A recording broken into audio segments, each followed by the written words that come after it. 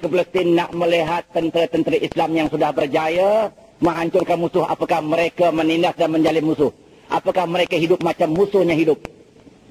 Lebih-lebih ini Sayyidina Umar nak melihat ketua tentera sendiri, iaitu Gamnornya sendiri. Apakah dia hidup mewah ataupun dia hidup menindas dan membalas dendam terhadap musuh-musuhnya. Kemudian Sayyidina Umar pun pergi. Setelah sampai di Palestin, terus Sayyidina Umar menuju di tempat tinggal Gamnornya sendiri. Manakala sampai di tempat tinggal istana Gamnornya, kemudian disambut oleh Gamnornya dan Sayyidina Umar pun naik. Kemudian berbuallah di antara empat mata, di antara Amirul Mukminin dengan Gamnor. Dalam berbual-bual itu Sayyidina Umar memerhati dan melihat apa yang ada di dalam rumah Gamnornya, yang dapat dilihat oleh Sayyidina Umar satu tikar anyaman daripada daun tamar, sebuah mangkuk dan sebuah pinggan. Itu saja yang dapat dilihat oleh Sayyidina Umar. Kemudian Sayyidina Umar pun berkata, wahai saudara, tolong beritahu saya apakah maksud yang saya lihat ini. Tikar ni apa maksud? Mangkuk ni apa maksud?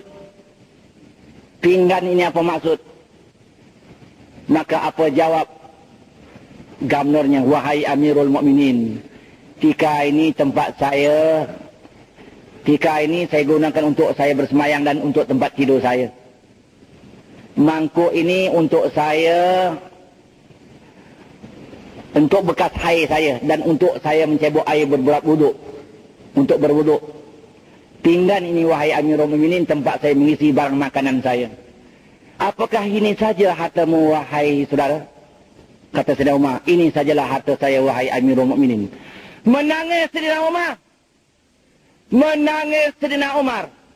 Sayyidina Umar menangis pada hadirin yang menitis air matanya membasahi janggut dari janggut jatuh di atas lantai. Mengapa Sayyidina Umar menangis? Mengapa Sayyidina Umar menangis? Sayyidina Umar menangis ada dua sebab. Sebab yang pertama terharu. Kerana selalu terharu. Harta dunia telah melempar ruah jatuh di atas pangkuan Gamnornya. Namun Gamnornya boleh hidup macam orang miskin hidup. Hatinya tidak terpaut dengan dunia. Yang kedua, Sayyidina Umar menangis tadi rasa bersyukur kepada Allah. Seolah-olahnya dia dapat taufik dan hidayah dari Allah.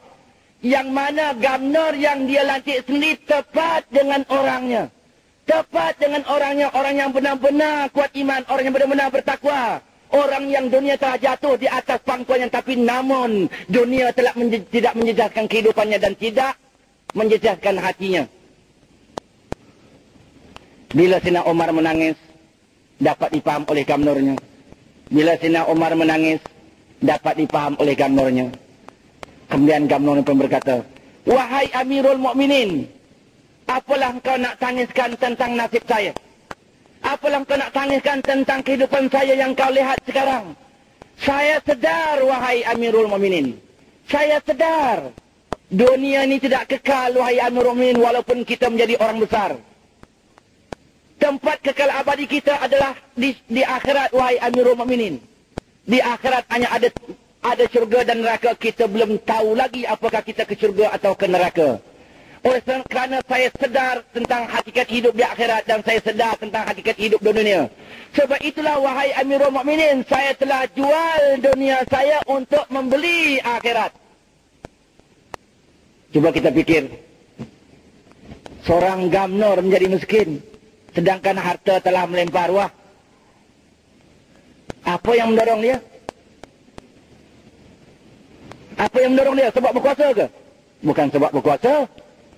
Sebab dia kaya ke? Bukan sebab kaya. Sebab miskin, dia kaya. Sebab iman. Iman dah tersemat dalam hati. Bila iman dah tersemat dalam hati, tidak ada sifat majumah lagi. Ini dia kebesaran dan keagungan Islam. Setelah mengubat hati pemimpin, sanggup memimpin hidup macam rakyatnya hidup. Hingga timbul kasih sayang di antara rakyat dengan pemimpin yang luar biasa. Hingga setiap arahan pemimpin dipatuhi sungguh-sungguh di waktu itu. Cuba kita fikir. Kita boleh dapati ke pemimpin macam Sayyidina Umar dan macam Gamnor? Kalau kita kata di Rusia berbangga dengan paham komunis, ada kita dapati pemimpin macam Sayyidina Umar di Rusia, di Amerika, di Afrika, di Asia, di mana-mana tak dapat. Zaman sekarang tak usahlah Amirul Mukminin macam Sayyidina Umar. Office boy pun belagak macam Gamnor. Office boy pun belagak dengan macam Gamnor. Kasutnya tengok macam kasut Gamnor. Bos jaketnya macam bos jaket Gamnor. Dia buat fail pun kalau dia berjalan di pekan, entak dia, oi, macam entak orang besar-besar.